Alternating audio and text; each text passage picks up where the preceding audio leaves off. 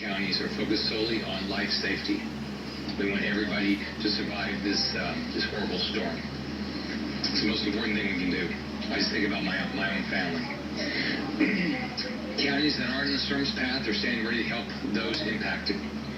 I've talked to sheriffs. I've told sheriffs, utility companies, and county emergency management officials to call me if they need anything. I've given them my cell phone, say call me 24 hours a day. The goal is to solve any problem as quickly as we can solve it. We're focused on protecting life. The state stands ready to help any community that needs help. I spent the past 4 days traveling Florida's East Coast, urging people to prepare and get ready for Hurricane Matthew. It's here. It's absolutely here. It's not very far off the coast of Palm Beach. We're already starting to see the impacts, and it's a monster. Again, our number one priority is protecting every life in this state. I think about my grandchildren, my daughters, my son-in-law, my wife. I want everybody to survive this. We can rebuild homes. We can rebuild businesses. I just think of my own family. We can't rebuild a life. If you're in South and Central Florida, the storm is making its way in tonight. Please stay safe. Keep listening for alerts. There may be tornadoes that come in, and your radar cell phone will give you important messages. If you're in Brevard County or north of Brevard County and in an evacuation zone, you still have time to leave. Get out. There's no reason to take it. There's no reason to take a chance. It just doesn't make any sense. At 5 p.m., Hurricane Matthew is located 100 miles east, southeast of West Palm Beach, with maximum sustained winds of 140 miles an hour. Just stop and think about that. 140 miles an hour. It remains a Cat 4. Some slight fluctuations in intensity are likely while the hurricane moves towards the coast of Florida. But Matthew is likely to produce devastating impacts from storm surge, extreme winds, and heavy rains along portions of the East Coast tonight. This storm's a monster. Again, protecting life is our number one priority. The impacts of Hurricane Matthew are as follows.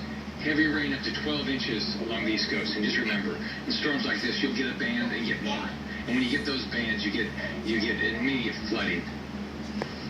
Strong rip currents, beach erosion, the risk of tornadoes, hurricane force winds, Just remember that.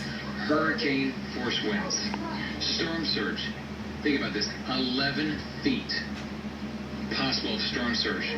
You're standing on the ground, 11 feet. Stop and think about that. 11 feet of storm surge. And on top of that, waves. So in your house, if you're close, you can have the storm surge and waves over your roof. Storm surge will also go along the St. John's and St. Mary's River. If you live along these rivers, please listen for evacuation orders. Do not surf. Do not be on the beach. Nobody should be on Florida Beach on the East Coast tonight. Nobody should be on the beach. Nobody should be surfing. People are still on the beach tonight in Jacksonville. Get off the beach. In New River County, all the way to the Florida-Georgia line, will have winds exceeding 100 miles per hour. As of now, Volusia and Brevard will have the highest wind streaks, so that's a projection. Inland counties like Seminole and Orange will also have hurricane force winds. Inland will have hurricane force winds. Remember, these are projections and they can get worse. I just spoke with Joan Turner from the U.S. Army Corps of Engineers. I will be requesting the following from FEMA, and they'll work with the Army Corps of Engineers. Temporary power, temporary roofing, debris removal crews, and structural assessment crews. This afternoon, I also asked the President for additional generators and pumps to help with power outages and flooding once the storm hits. We're going to have power outages. We're going to have a lot of power outages. We can expect to see lots of flooding, especially in northeast Florida. And we will need additional pumping equipment from the federal government. Based on the continued strong track to Florida, I've activated 3,500 National Guards members. This is over 50% of the available troops. This is the most I've ever had to activate. Protecting lives remains our number one priority. As I've continued to activate more troops for life-saving missions. They're pre-positioned all across the state. Many are helping people evacuate right now for safety. We also have many at our shelters. In the in the immediate aftermath of the storm, they will be deployed to perform search and rescue operations along with Fish and Wildlife. The Florida Fish and Wildlife Conservation Commission also has high water vehicles pre-positioned across the state to help with these efforts. The state has food and water pre-positioned all across the state. Once the storm passes an area, we will bring it in. Each county has a designated plan on how to distribute these resources. Around 1.5 million are under evacuation orders. More areas were mandated this afternoon. Roads are still open for evacuation. I know hotels in the state are filling up. You can visit Expedia.com/Florida. This is a special page they've developed so you can find an open hotel during the storm. As you drive, Department of Transportation has informational signs that denote when hotels are filled at exits. So if you see a sign that says it's filled, don't stop. There's no hotels open. You're going to have to go to the next exit. You'll find a sign. We're getting signs up where the shelters that are open are. So if you can't get to a hotel, go to a shelter. We've got shelters open across the state. It might not be the nicest accommodation, but it probably is a much safer accommodation than your house or your apartment. We currently have 130 shelters open across the state. More and more people are going to them tonight. We do not have any capacity issues at our shelters. We do not have capacity issues at our shelters. We had over 3,000 people in our shelters last night, and we'll get an updated number at midnight tonight. We do an update every night. If you're in North Florida, if you're in Brevard going north, you still have time to evacuate. You don't have a lot of time, but you have time to evacuate. Again, you might not want to sit in a shelter, but it might be the difference between life and death. Curfews. They're in place for portions of Orange, Duval, St. Johns, and Seminole counties. They're in place to protect you and to keep communities safe. Listen to the curfews. They're there for your safety. Follow them. It will help law enforcement stay focused on life-saving operations. If you have questions on curfews, please call your sheriff's office. Traffic. I-10 westbound out of Jacksonville has experienced congestion, but continues to move. The State Department of Transportation has been following all the evacuation routes all day long, and they're doing everything they can to speed them up and to make sure they continue to move. Department of Transportation and Highway Safety are working together to make sure all of our evacuation routes are moving. And they're also showing alternate routes. I-4 westbound between Orlando and Tampa has congestion, but continues to move. Traffic on 528 is moving quickly now between Brevard and Orlando. If you are concerned about safe routes, visit fl511.com. You can see traffic patterns and accidents. Anything is on there to pick a safe route, the best route. Floridians and visitors, you can go to FloridaEvacuates.com or download the Florida Evacuates app to enter your location and see shelters available in your area. Flights have been canceled. All flights have been canceled in Miami, Orlando, and Fort Lauderdale.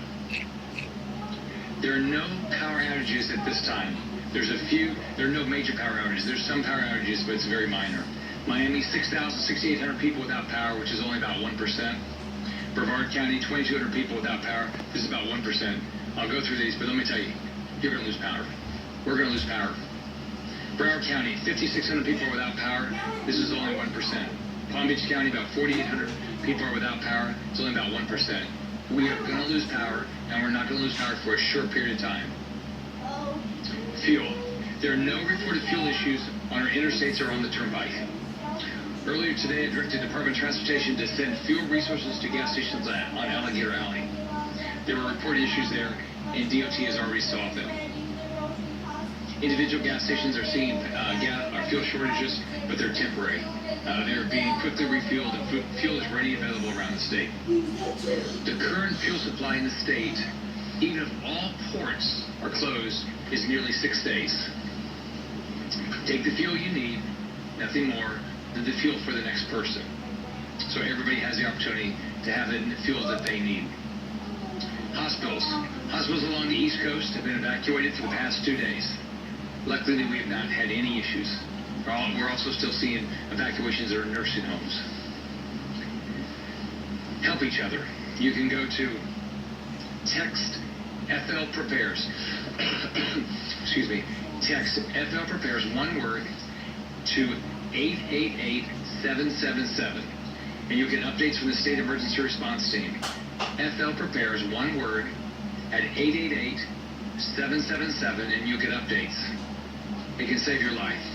If you got a smartphone, enable it in your settings to receive emergency messages.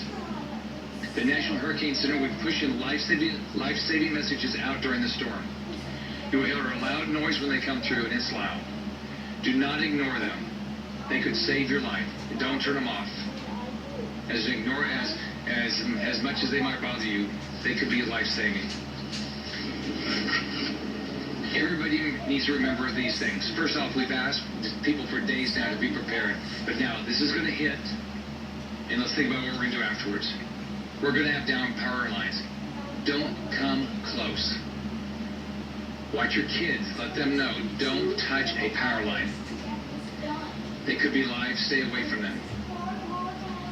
Don't drive or walk into standing water. Either one. Don't go into standing water. Don't go outside during the storm. Think about it. We're going to have hurricane-force winds. Think about the debris that's going to be flying around the state. We've all watched it on the Weather Channel. The debris around hurricanes and around tropical storms. There's going to be debris flying. Don't go outside during the storm. Don't take a chance. Don't go outside to see what it's like. If you see a tornado, if you hear a tornado approaching, go into an interior room and hunker down. I grew up in the Midwest. We had tornadoes all the time. That's what we always had to do. Do not operate a generator in your house. Do not operate a generator in your house. The generators all have to stay outside. If you've evacuated, only return when you've been told you can return. Don't try to return before that. Local officials will let you know when it's okay. Look, everybody's going to do their part to keep you healthy, keep you safe, keep you alive. That's our number one priority. But you got to do your part also. If you have any concerns about your safety, call your local sheriff. They're there to take care of you. They are staffed, and they can help you. I'm going to be here at the State Emergency Operations Center tonight, and we'll continue to get briefed by the state meteorologist. And I'm going to pray for everybody's safety. I know I've been traveling the state for the last 4 days. I've been working even before that to start talking about getting prepared. We have a great team here. We've got a great team locally. People have really done their job. I hope everybody's taking precautions. I hope everybody, if you're still thinking about evacuating and you're in an evacuation zone, you're a barren island, you're a place where you know it's subject to flooding, get out. Don't take a chance. But I can tell you, the county and the state are working hard.